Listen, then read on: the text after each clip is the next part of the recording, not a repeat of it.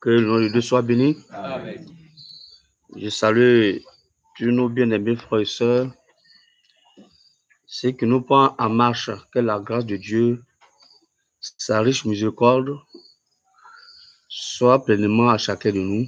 Amen. Et que le Seigneur nous fortifie Amen. dans ces moments difficiles. Que son nom soit glorifié. Amen. Donc ce soir, nous sommes encore réunis dans le nom précieux de notre Seigneur Jésus-Christ pour nous exhorter et nous fortifier dans la parole. Amen. Vous voyez, le secours ne vient pas de quelqu'un d'autre, mais le secours vient de notre Seigneur Jésus-Christ. C'est pourquoi nous prenons Jean chapitre 14, verset 1 comme introduction. C'est une réunion de prière, on ne sera pas long, pour nous dire que vos cœurs ne se troublent pas. Amen. Croyez en Dieu, croyez aussi en moi. Amen. Que le cœur de chacun de nous ne soit point troublé. Amen. Mais qui trouble nos cœurs, c'est l'ennemi. C'est le diable et c'est des mots qui troublent. Aujourd'hui, le monde est troublé. Mais nous qui sommes les enfants de Dieu, que nos cœurs ne se trouvent point. Amen. Mais que nous croyons, vous voyez, que nous croyons en Dieu et que nous croyons en notre Seigneur Jésus-Christ. C'est par lui seul que le secours viendra. Le secours ne viendra pas d'Égypte. Le secours ne vient pas de la Chine. Nulle part. Mais le secours vient toujours de l'Éternel. C'est pourquoi, frères et sœurs, nous devons mettre notre confiance en notre Dieu. C'est lui qui tient le monde. Le monde a été créé par lui et pour lui. Amen. Vous voyez, il règne dans les cieux et il règne sur la terre. Amen. Il permet toutes ces choses pour nous éprouver notre foi. Que le nom de Dieu soit béni. Le dimanche, nous avons été instruits par le serviteur de Dieu dans le livre de Éphésiens. Nous allons lire Éphésiens chapitre 6. Et nous allons nous appuyer sur ces versets-là. Pour prendre un autre verset, il peut terminer. Vous voyez, le frère nous a instruits sur Éphésiens 6. Cela est très important. À partir du verset 10. Au reste, fortifiez-vous dans le Seigneur et par sa force souveraine. Amen. Amen. Frère, il n'y a plus rien. Quand on dit au reste, c'est toute la quantité, ce qui est ressorti de cette quantité-là, c'est ça qui reste. Aujourd'hui, là, face à cette situation, qu'est-ce qu'il reste à faire? Vous voyez, c'est de se fortifier dans le Seigneur. Amen. Vous voyez, par sa force souveraine. Amen. Et ensuite, le verset 11 nous dit, nous revêtez-vous de toutes les armes de Dieu, afin de pouvoir tenir fermement contre les manœuvres du diable. Ce que nous voyons ici, ce sont les manœuvres du diable. Où le diable a lancé ses démons, vous voyez, pour pouvoir détruire avec ce virus de coronavirus. Tout cela ne nous effraie pas. Ce sont les manœuvres du diable. Mais pour pouvoir vaincre cela, il faut que nous nous fortifions dans le Seigneur et nous revêtir de tous ces armes. Amen. Et regardez un peu, le verset 12, il dit, car nous n'avons pas à lutter contre la chair et le sang, mais contre les principautés, contre les pouvoirs, contre les dominateurs des ténèbres d'ici-bas, contre les esprits du mal dans les lieux célestes. Amen. Amen. Vous voyez, c'est un combat spirituel. Coronavirus, c'est un démon. Et ce combat-là doit se faire avec le Seigneur. C'est pourquoi nous devons nous appuyer sur sa force et fixer nos regards vers lui, de nous revêtir de Christ. Amen. Amen. Que le Seigneur vous bénisse. Amen. Associé à ce verset-là, nous allons prendre 1 Pierre, chapitre 5. 1 Pierre, chapitre 5, nous allons prendre cela. Toujours, à partir du verset 8. Bon, on peut prendre le verset 7, s'il vous plaît. Déchargez-vous sur lui de tous vos soucis. Amen. Amen. Car il prend soin de vous. Amen. Amen. Nous n'avons pas de soucis à faire. C'est lui le bon berger. C'est lui qui prend soin de nous. Et il nous a fait la promesse qu'il ne va pas nous abandonner, qu'il ne va pas nous laisser dans pareilles circonstances. Seulement ce qu'il demande de nous de faire, c'est de nous décharger sur lui. C'est pourquoi il a dit dans le Matthieu aussi également, vous tous qui êtes fatigués et chargés, venez à moi, car je suis le repos. C'est en Christ que nous avons le repos. C'est en Christ que nous avons la paix. S'il vous plaît, ne prenez pas ce problème comme un souci, mais déchargeons-nous sur Christ. Amen. Et lui, il nous a fait la promesse que c'est lui qui prend soin de nous. Amen. Si lui, il prend soin de nous, il est venu faire le sacrifice pour cela. Ce n'est pas pour coronavirus qui ne va pas vous délivrer. Il nous a fait la promesse dans Colossiens chapitre 1. Regardez, jetez un coup d'œil dans Colossiens chapitre 1 pour nous faire savoir qu'il nous a délivrés de tous les pouvoirs des ténèbres. Vous voyez, ce pouvoir de coronavirus n'a aucun effet sur les enfants de Dieu. Regardez un peu dans Colossiens chapitre 1, le verset 13. Il nous a délivrés du pouvoir des ténèbres. Et il nous a transportés dans le royaume de son Fils bien-aimé. Alléluia. Non seulement il nous a délivrés de tous ses pouvoirs, comme nous avons lu dans le livre de Éphésiens tout à l'heure, ce n'est pas un combat de la chair et du sang, mais c'est un combat spirituel contre le pouvoir des ténèbres. Et le Seigneur nous a fait la promesse qu'il nous a délivrés de tous ces pouvoirs des ténèbres. Et il nous a transportés dans sa parole. Alléluia. Donc, étant dans sa parole, rien ne peut nous arracher de sa main. Et nous avons cette assurance en lui. Amen. Maintenant, continuons dans toujours le livre de 1 Pierre chapitre 5. Regardez une chose, une promesse encore très importante. Vous voyez dans le plan du salut, le Seigneur nous a fait des promesses meilleures. Et chaque enfant de Dieu doit marcher en faisant ses regards sur cette promesse et de ne pas avoir en souci des petites choses qui nous distraient. Vous savez que nous sommes dans un temps glorieux. Pour nous, le temps glorieux, c'est un temps que nous nous approchons de l'enlèvement. Nous sommes à quelque part dans l'enlèvement et ne devons pas être distraits. C'est un temps glorieux pour nous parce que bientôt, vous voyez, nos souffrances vont prendre fin. Et il ne faudrait pas que nous soyons distraits par toutes ces choses-là. Revenons dans 1 Pierre chapitre 5 pour terminer. Comme il le dit, nous n'avons pas à prendre beaucoup de temps. Peu de paroles seulement suffit pour nous. 1 Pierre chapitre 5 que nous avons lu tout à l'heure.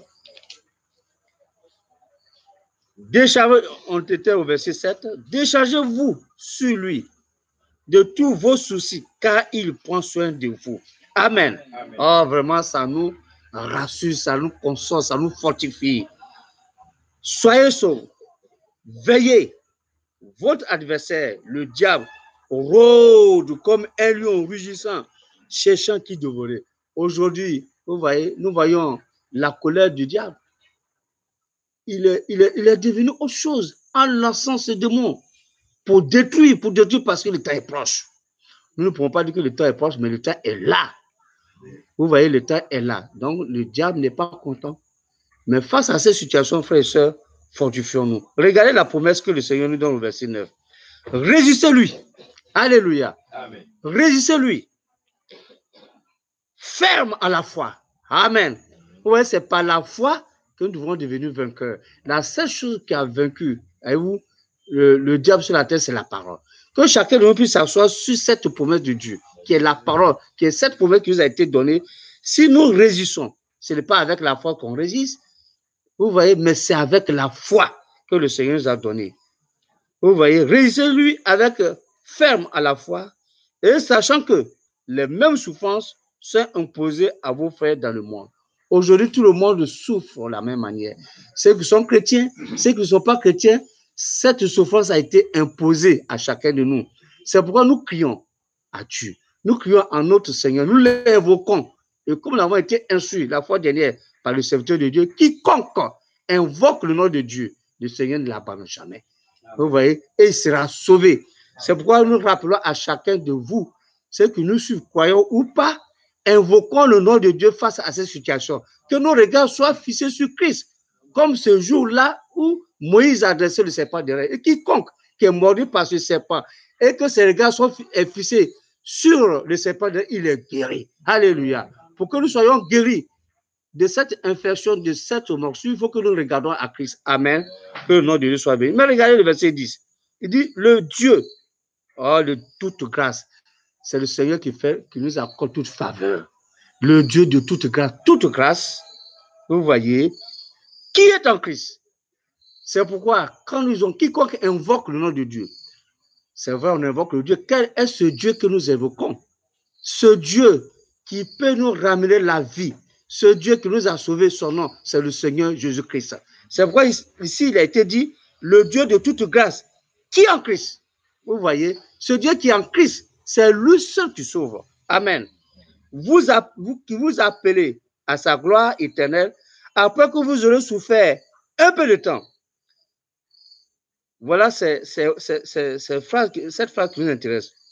Vous formera, vous perfectionnera, dans d'autres versions, vous perfectionnera lui-même. Vous affermira lui-même.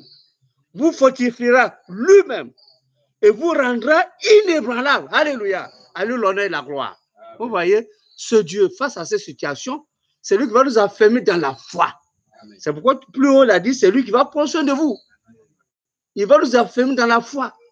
Vous voyez? Et ensuite, il va nous amener à la perfection.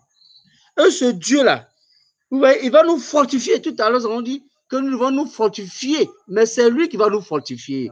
La force vient en lui.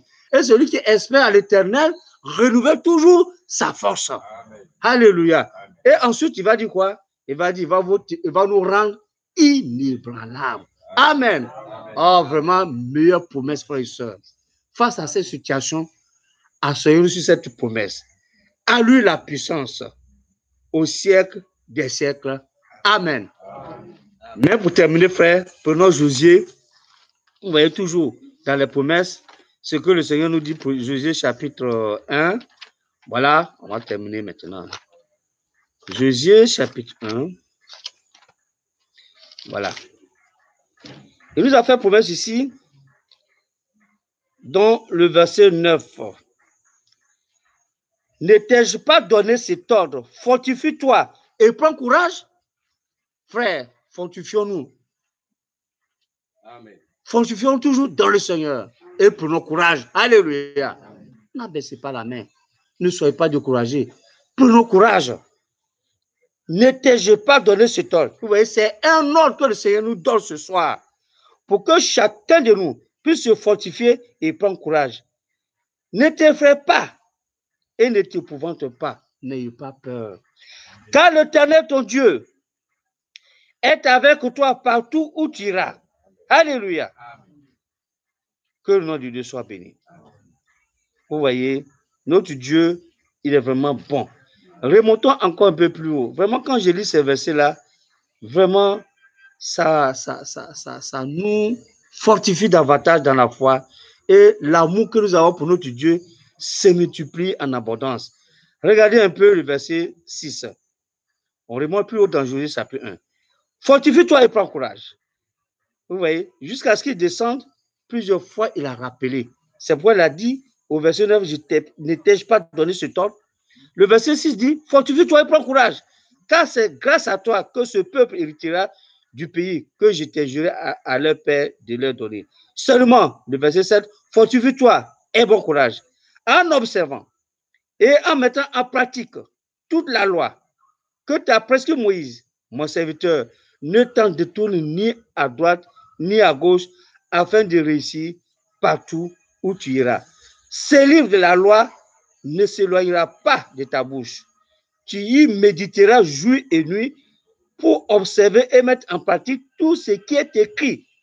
Car c'est alors que tu mèneras à bien tes entreprises, c'est alors que tu réussiras. Amen. Vous voyez, face à cette situation, on n'arrive pas à se réunir comme tantôt le serviteur de Dieu a dit. Mais il y a une chose que vous devez savoir, c'est que la parole de Dieu ne doit pas s'éloigner de vous. La Bible ne doit pas s'éloigner de vous. Le Seigneur nous a fait la promesse qu'il va nous donner un nouveau cœur, un nouveau esprit, et il va écrire la parole de Dieu dans nos cœurs. Et il l'a fait pour que tu puisses méditer ça, ruiner comme un agneau. Alléluia.